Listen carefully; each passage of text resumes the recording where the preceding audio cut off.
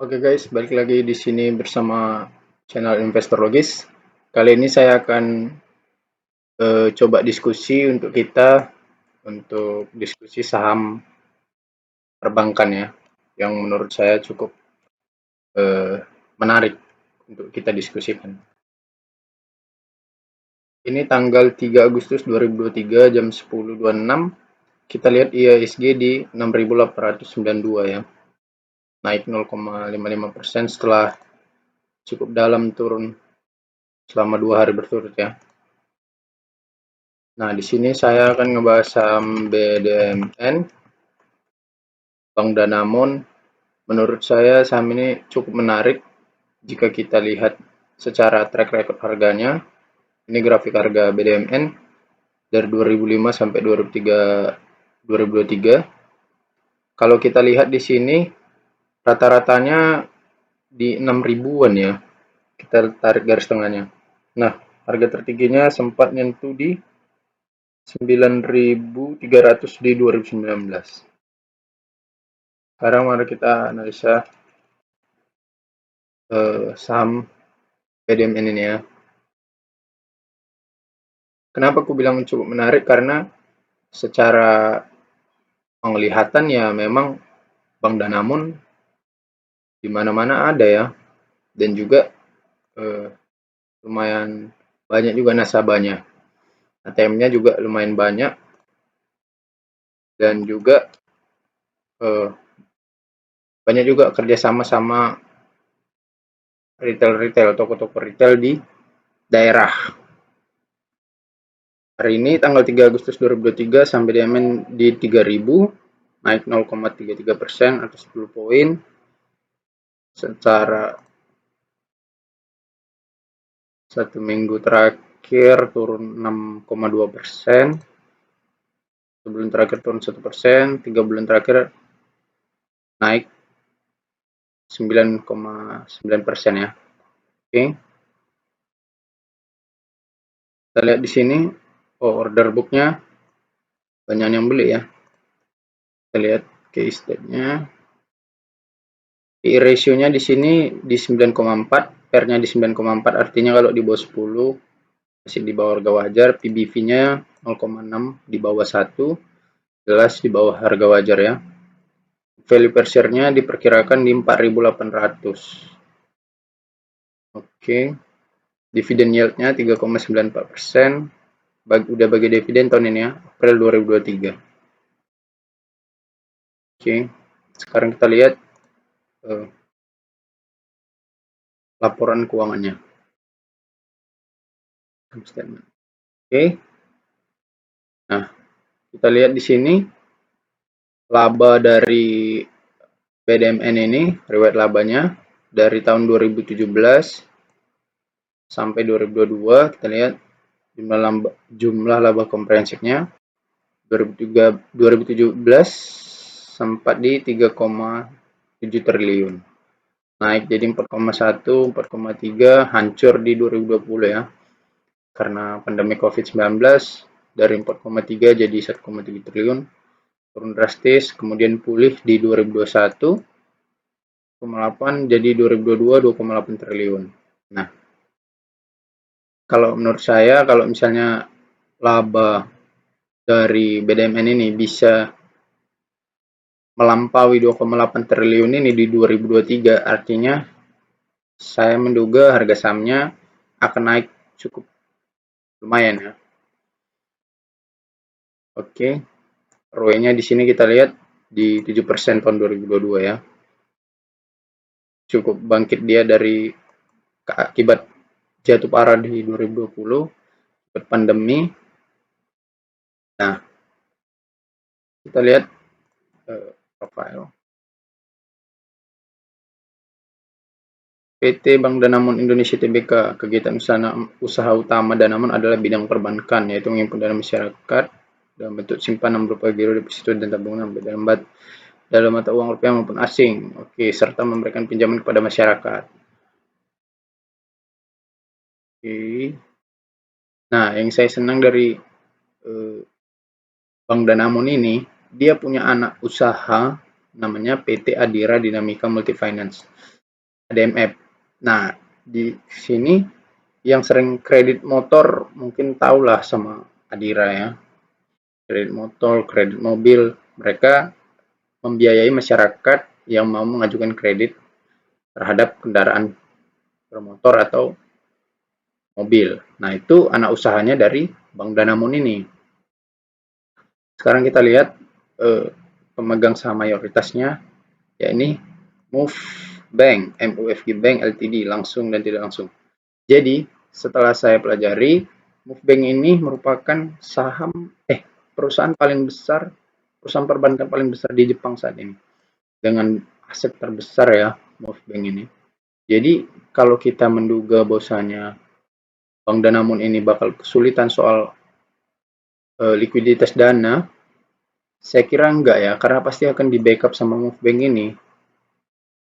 Nah, kenapa gitu? Karena Move Bank ini dananya besar, bank terbesar di Jepang itu kan. Jadi kalau kesulitan dana, mereka kesulitan untuk kasih kredit, ya mungkin bakal di backup sama Move Bank ini. Karena dia megang saham mayoritasnya kan. Gak mungkin dia biarkan saham anak perusahaannya ini hancur gitu. Secara kita lihat nama-nama di direktur dan komisarisnya pun didominasi sama orang asing ya, Jepang ya. Presiden direkturnya namanya Daisuke Ejima, presiden komisarisnya Yasushi Itagaki. Nah, jadi listing date-nya kalian tengok di sini 1989. Sudah cukup lama ya Bank Danamon ini di bursa.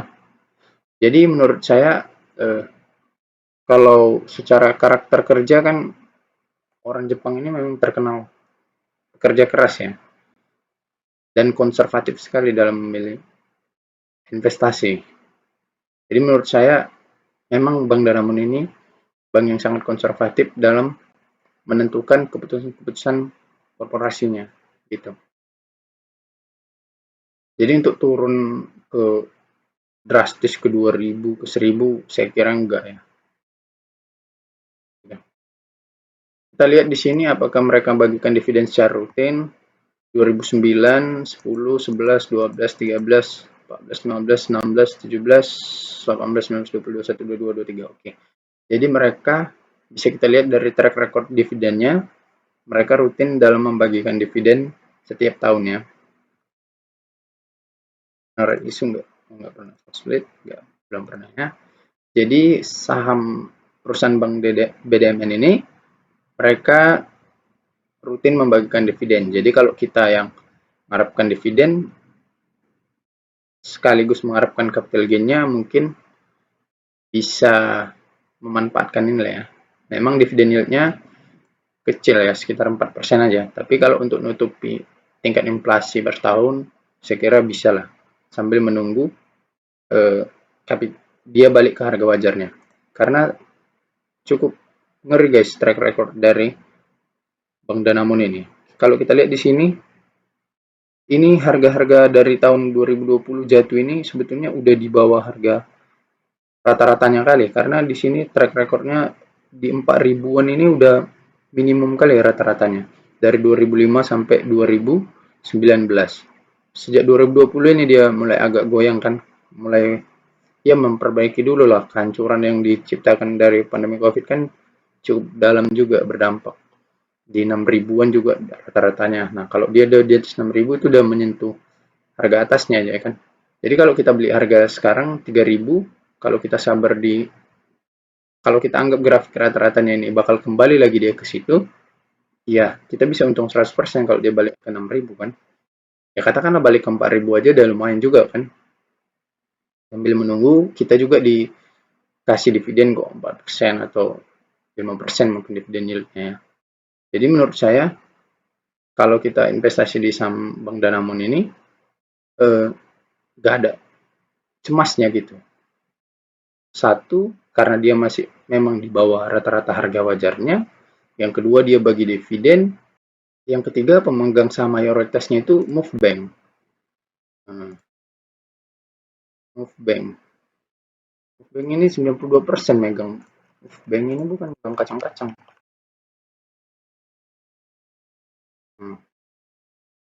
Movebank Ltd merupakan bank terbesar di Jepang. Menurut asetnya yang didirikan 1 Januari 2006 dengan bergabungnya The Bank of Tokyo Mitsubishi. Nah, jadi kalau untuk soal kesulitan dana mungkin saya pikir enggak ya.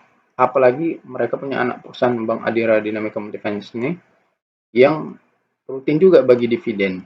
Jadi eh, mereka akan selalu dapat perputaran uang dari dividen ADMF atau dari laba mereka. Track record labanya pun nggak pernah rugi perusahaan ini kan dari 2017 ini. Kalau kita mundur lagi sampai 2013, 10 tahun ke belakang kan mereka nggak pernah rugi. Ya kalau saham perusahaan perbankan memang itu dia keuntungannya. Jadi mereka itu sekalipun ada situasi yang kayak 2020 kemarin mereka bisa tetap menghasilkan laba karena sistemnya mereka kan kasih dana pinjaman ke masyarakat. Nah, dana pinjaman ke masyarakat itu kan diangsur per bulan dengan rutin. Jadi jarak pinjamannya itu kan jangka panjang kalau pinjam orang kasih pinjam dari bank ke masyarakat. Ada yang 5 tahun tenornya, 10 tahun. Jadi mereka sudah bisa memastikan laba yang bakal diterima dalam jangka waktu 5 tahun atau sampai 10 tahun ke depan gitu. Itu yang membuat kita sangat terlindungi kalau investasi di saham perbankan. Cuman yang jadi kekurangannya yaitu capital gain-nya nggak terlalu bisa drastis kayak contoh saham pertambangan batu bara atau properti. Nggak bisa gitu kan. Tapi ya secara keamanan mereka memang dapat membuat kita nyaman karena mereka bagi dividen rutin dan juga kalau kita beli di bawah harga wajarnya kayak saham BDMN ini, ya kita masih punya harapan untuk capital gain-nya itu. Kalau dia balik ke 5.000 aja udah untung sekian 70%, 80% kan. Kalau kita invest 100 juta, jadi 180 juta uang kita. Nah, kita memang nggak tahu kapan dia bakal balik ke harga wajarnya. Tapi menurut saya, kalau laba 2023 nanti dibukukan melampaui dari 2,8 triliun ini, apalagi melampaui 4 triliun, wah itu pasti menurut saya dia bakal ngejar ke 5.000 atau 6.000 gitu. Jadi potensi keuntungannya bisa sampai 80 sampai 85% kan. Sembari kita menunggu, ya kita ditemani sama dividen yield-nya itu. Oke, kita lihat dulu ini filenya tadi. 90% di move. Sisanya 0,0 di direksi dan komisaris. Direksi dan komisarisnya pegang juga ya. Jadi mereka istilahnya membuat citra bahwasanya nggak mungkin lah kami kinerja jelek di BDMN ini karena kami pun pegang sahamnya kan gitu. 92, 93 berarti sekitar 7% aja yang beredar di masyarakat ya. Jadi kalau kita investasi di BDMN ini ya itu tadi keuntungannya dan pegang. Nah, fakta uniknya juga ternyata kalau kita lihat di laporan tahunannya, Pak Hermanto Tanoko masuk ke dalam 10 pemegang saham terbesar dari Bank Danamon ini. Dia pegang saham Bank Danamon ini juga. Nah, inilah laporan tahunan dari Bank Danamon kan. Kita lihat coba ya. Pemegang saham. Mungkin kita lihat sini. Hermanto. Nah, jadi 20 pemegang saham terbesar per 31 Desember 2022 saham Bank Danamon ini, Pak Hermanto Tanoko masuk di kepemilikan 0,1% sekian lah ya. Masuk nomor 18 dia jajarannya. Pemegang saham Bank Danamon. Yang pertama Movebank, UBS AG London, PT Gunadarma, Chelmi, KZ Indonesia, Reksadana, Smart Beta Equitas, Cecis Bank, Reksadana Insight, Vanguard pegang juga ya, Eric Chan, Credit Suisse, HSBC, Vanguard, Fendi, Manulife, dan Equitas, Hermanto Tanoko.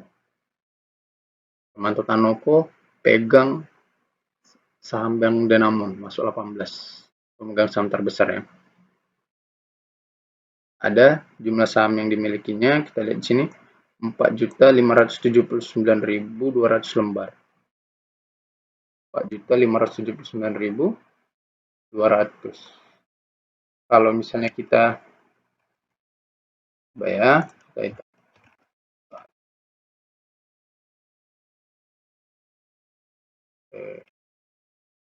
4.579.200. 4.579.200. Nah, ini jumlah besar kepemilikan saham Bank Danamon Pak Hermanto Tanoko yang dimilikinya kan. Kita kalikan sama harga sahamnya hari ini coba. Di 3.010. 3.000 aja kan ya. Berarti 1, 2, 3 titik, 1, 2, 3 titik, 1, 2, 3 titik.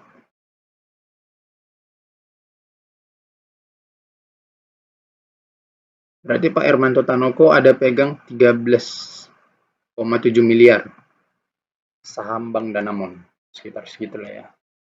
Nah, jadi itu aja menurut pandangan saya. Jadi kesimpulannya ada 3, saham Bank Danamon berpotensi untuk naik di rata-rata 5.000 atau 6.000 harganya kalau kemampuan laba dibukukan pada tahun 2023 melampaui 2,8 triliun, apalagi 4,3 triliun. Yang kedua, sebagai seorang investor tentu investor konservatif yang cari aman cocok dengan saham Bank Danamon ini karena dia bagi dividen per tahun 4-5% dividennya ya. Yang ketiga, kalau sekelas Pak Hermanto Tanoko pegang saham Bank Danamon ini, tentu ada yang unik dan menarik di saham ini. Dan juga grafik harganya kita lihat di sini dia pernah nyentuh di 9.300. Dan lupa juga Bank Danamon punya anak perusahaan Adira Dinamika Finance yang kinerjanya sangat bagus ya. Oke guys, jadi gitu aja pendapat saya secara pribadi di hari saham Bank Danamon ini. Nah, saya mau coba tanya kalian, gimana sih pandangan kalian dengan saham Bank Danamon ini? Apa pendapat kalian? Apakah cocok untuk dijadikan investasi karena valuasinya murah masih? Gimana pandangan kalian terhadap BDM ini? Nah, saya mau kita diskusi di kolom komentar, kasih pendapat kalian. Ya, pendapat apapun diterima, bisa jadi kritik untuk saya kalau saya kurang paham sahamnya atau apa gimana. Ya, kita diskusi sama-sama lah, karena saya juga masih belajar di dunia investasi saham ini. Demikian saya ucapkan terima kasih guys.